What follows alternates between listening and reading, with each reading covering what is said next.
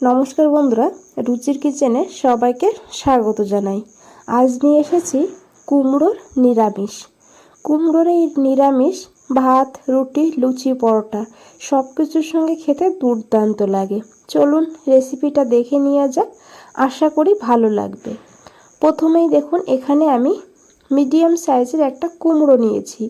কুমড়োটাকে কেটে নেব, তবে পুরোটা রান্না করব না। এখান থেকে আমি অর্ধেক কুমড়ো নিয়েছি। কুমড়োর খোসাটাকে প্রথমেই ছাড়িয়ে নিয়েছি, তারপরে কুমড়োটাকে এইভাবে ডুমো ডুমো করে কেটে নিয়েছি। তো দেখুন কিভাবে কুমড়োটাকে কেটেছি। এখন এই কুমড়োটাকে খুব ভালো করে ধুয়ে নিতে হবে। এদিকে দেখুন আমি নিয়েছি আলু। এখানে আমি একটা মিডিয়াম সাইজের আলু নিয়েছি।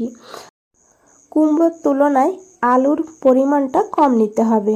এখন আলুটাকে এইভাবে ডুমো ডুমো করে কুমড়োর মতন করেই কেটে নিয়েছি।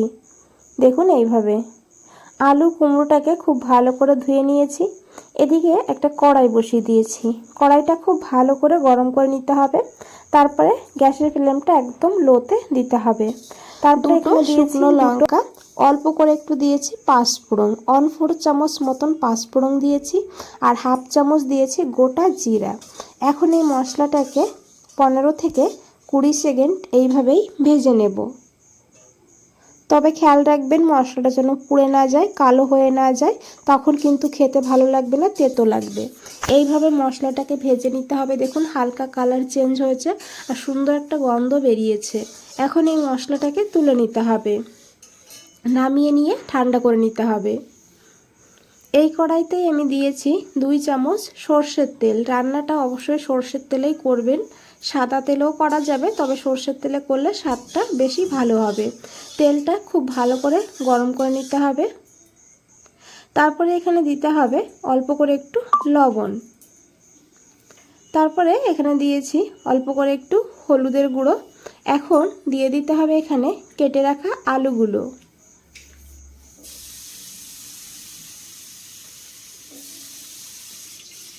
আলুটাকে 1 মিনিট এইভাবে তেলের সঙ্গে নাড়াচাড়া করে নিতে হবে। একদম লাল করে ভাজবো না।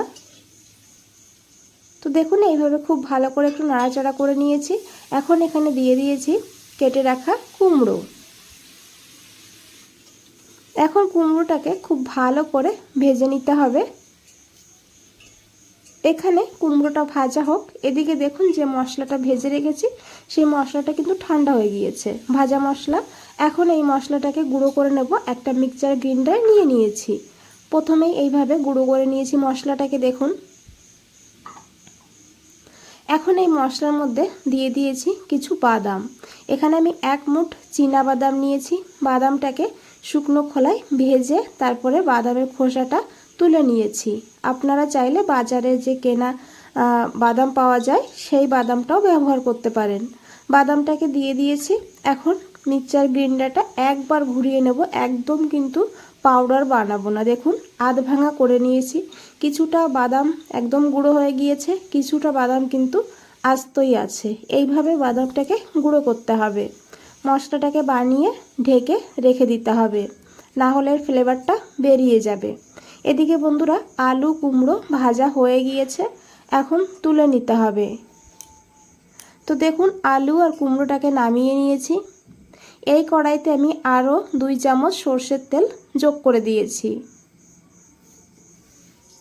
তেলটা গরম হয়ে গেলে দিয়েছি একটা শুকনো লঙ্কা, একটা তেজপাতা, আর অল্প করে একটু দিয়েছি পাঁচফোড়ন। ফোড়নটাকে একটু ভেজে নেব। এদিকে দেখুন একটা টমেটো নিয়েছি। টমেটোটাকে কেটে নিতে হবে ডুমো ডুমো করে।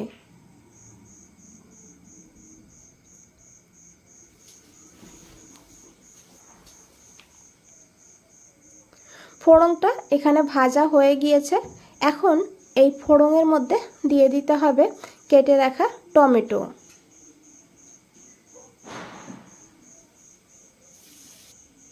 এখন টমেটোটাকে তেলের সঙ্গে এইভাবে 15 সেকেন্ড ভেজে নিতে হবে। বন্ধুরা রেসিপিটা খুবই সিম্পল, তবে খেতে কিন্তু খুব ভালো হয়। এইভাবে যদি বানিয়ে না থাকেন একবার হলেও বানিয়ে দেখবেন, ভীষণ ভালো লাগবে খেতে।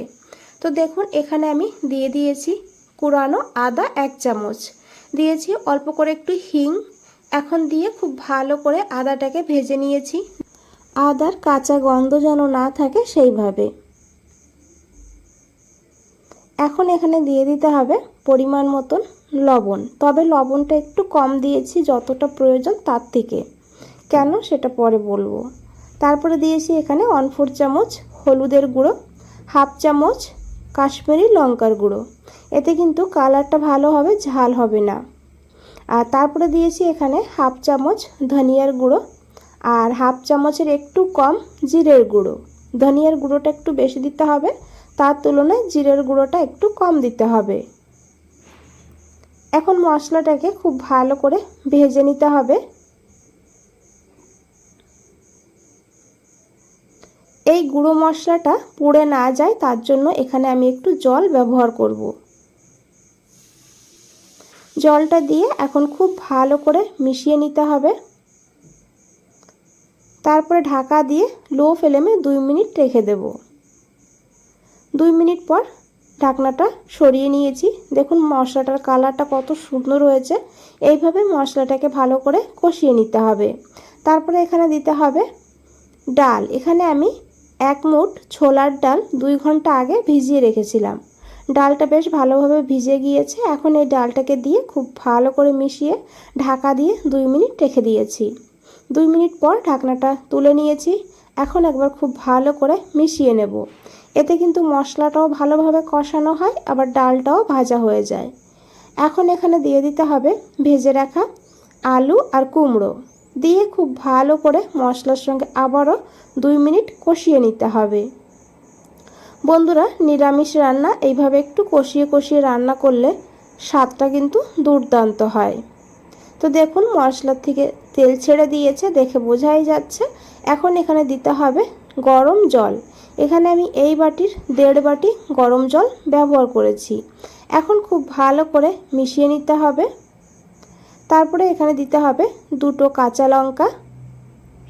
দেখুন ঝোলটা ফুটতে শুরু করেছে। এখন ঢাকা দিয়ে 10 মিনিট রান্না করব মিডিয়াম ফ্লেমে। 10 মিনিট পর ঢাকনাটা খুলে নিয়েছি। এখন খুব ভালো করে মিশিয়ে নেব। আশা করি দেখে বুঝতেই পেরেছেন ডাল সবজি খুব ভালোভাবে সিদ্ধ হয়ে গিয়েছে। এখন এখানে দিয়েছি 1/2 চামচ চিনি। চিনিটা অবশ্যই দেবেন, যেহেতু কুমড়োর নিরামিষ, চিনি দিলে সুন্দরভাবে টেস্টটা ব্যালেন্স হবে। দিয়েছি ভাজা মশলা, ভাজা চীনাবাদাম, আর দিয়েছি এখানে 1/4 চামচ বিট লবণ। সেই কারণে আগে বলেছিলাম লবণটা একটু কম দিতে। বিট লবণটা অবশ্যই দেবেন এখানে। আর দেখুন তেজপাতাটা তুলে ফেলে দিয়েছি। খুব ভালো করে মিশিয়ে নিয়েছি। ডালটা দেখুন খুব ভালোভাবে সিদ্ধ হয়েছে। ডালটা গোটাই আছে অথচ একদম নরম হয়ে গিয়েছে। এখন এখানে দিয়েছি কিছুটা ধনেপাতা। ধনেপাতার পরিবর্তে আপনারা 1 চামচ ঘিও ব্যবহার করতে পারেন। দিয়ে খুব ভালো করে মিশিয়ে আমি 2 মিনিট রান্না করে নিয়েছিলাম। তারপরে গ্যাসটা বন্ধ করে 5 মিনিট স্ট্যান্ডিং টাইমে রেখে দিয়েছিলাম। 5 মিনিট পর ফিরে এসেছি বন্ধুরা। আশা করি দেখে বুঝতেই পেরেছেন কতটা লোভনীয় লাগছে। বন্ধুরা, রেসিপিটা ভালো লাগলে অবশ্যই একটা লাইক করে দেবেন, চ্যানেলটাকে সাবস্ক্রাইব করে পাশে থাকবেন। ফেসবুক থেকে দেখলে পেজটাকে ফলো করে দেবেন। আজ তাহলে এই পর্যন্তই, ফিরে আসছি নতুন কোনো রেসিপি নিয়ে। ভালো থাকবেন, সুস্থ থাকবেন। সবাইকে অনেক অনেক ধন্যবাদ এত সময় ধৈর্য